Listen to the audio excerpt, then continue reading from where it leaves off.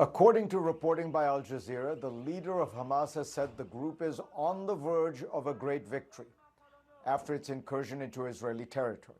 Political leader Ismail Haniyeh has blamed the violence squarely on Israel's occupation of Palestinian land. For another Palestinian viewpoint, I wanted to bring in Dr. Mustafa Barghouti.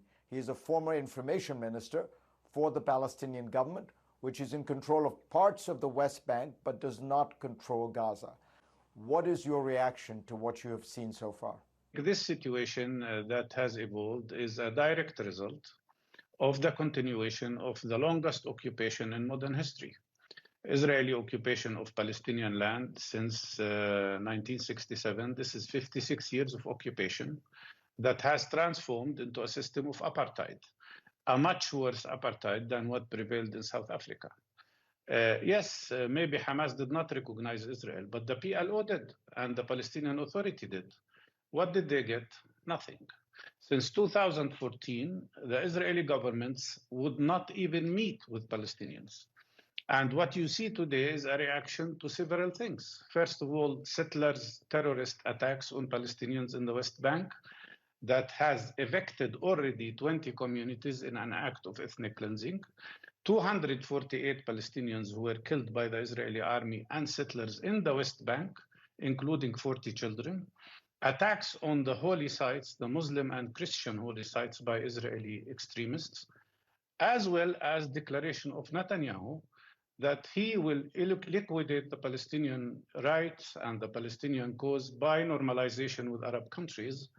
And he dared even to go to the United Nations and carried in the United Nations a map of Israel, which included the whole of the West Bank, all of Gaza, all of Jerusalem, as well as the Golan Heights.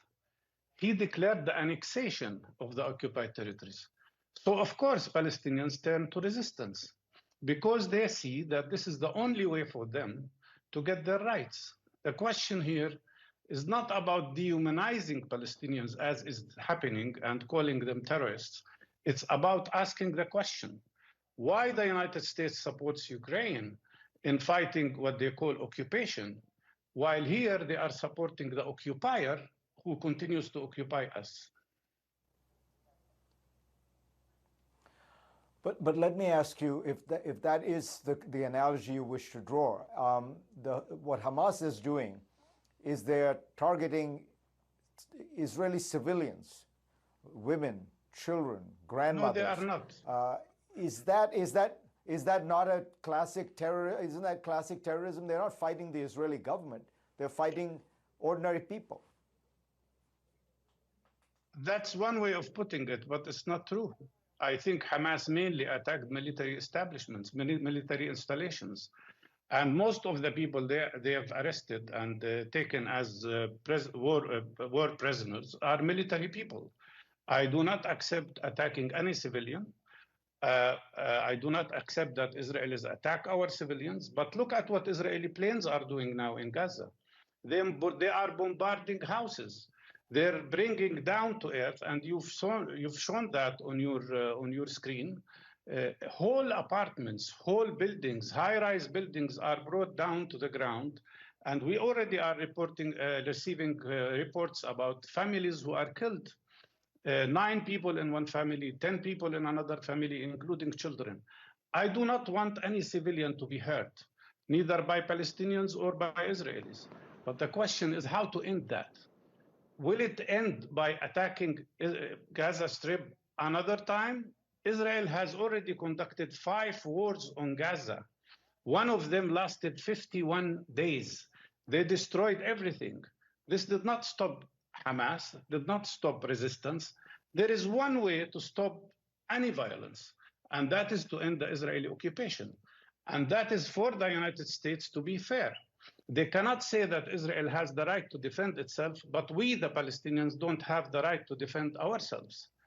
Let me remind you with the case of Shireen Abu Akleh, who was not only Palestinian, but also an American, a very peaceful journalist. She was shot to death by an Israeli sniper. Was anybody indicted?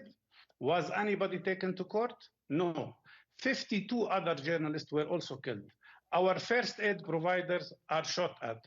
Our doctors are shot at. This should stop.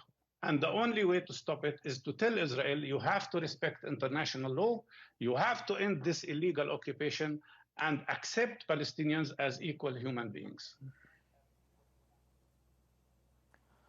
Let me ask you about the practical reality of what's going to happen here, which you know because you've lived through this, which is this is going to strengthen right-wing forces in Israel. It is going to strengthen the forces that say have no mercy, have a huge military response. Presumably the life of Palestinians in the West Bank will get harder, more checkpoints, more searches. Isn't the practical effect here of all this going to be much worse for the average Palestinian? Unfortunately, Farid, what you have described is exactly what we already have. Today, the whole West Bank is paralyzed by 560 military Israeli checkpoints. And these checkpoints were there during the last 30 years. We are suffering from a wall that is built on our land. The whole West Bank has been divided in 224 small ghettos, separated from each other. And the settlers are everywhere attacking Palestinians. You speak about right-wing government in Israel. Already Israel is a right-wing government. Israel is already having fascists in its government. Smotrich described himself as a fascist homophobe. And that man, Smotrich, who is also a settler, said that Palestinians have one of three options only, either to immigrate or accept a life of subjugation to Israelis or die. This is the Israeli Minister of Finance. Netanyahu never negated these statements. And both Smotrich and Ben-Gvir said that their plan is to annex the West Bank.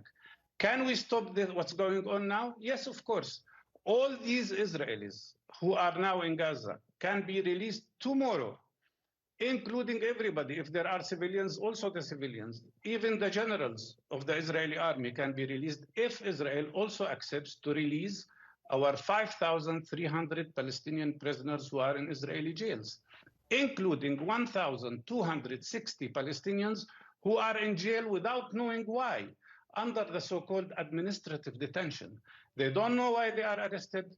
They are not charged. Their lawyers don't know why they are arrested. And that's the life we have. Look, Farid, we have lived all our lives under occupation. My father lived under occupation. My daughter is living under occupation. We want a time when we, the Palestinians, will be free. Hamas was not there 30 years ago or 40 years ago. But before that, PLO was described as terrorist. Any Palestinian who struggles for his right or for freedom is described as terrorist. And the question here, do we have the right to struggle for freedom? Do we have the right to struggle for real democracy? Do we have the right to have normal democratic elections, which unfortunately Israel and the United States don't support? I think we are entitled to that. But the unfortunate thing, if we struggle in a military form, we are terrorists. If we struggle in a non-violent way, we are described as violent. If we even resist with words, we are described as provocators. If you support Palestinian and you are a foreigner, they describe you as anti-Semite. And if you are a Jewish person, and there are many of those, who supports Palestinian cause, they call him self-hating Jew. This should end. It doesn't make sense. We should all have equal life. We should all have peace. We should all have justice. And we should all live in dignity. The main way to achieve that is to end occupation, end the system of apartheid that I am sure no Jewish person can be proud of. Time has come for that, and time has come for justice and freedom. If we achieve that, there will be no violence and nobody will be hurt.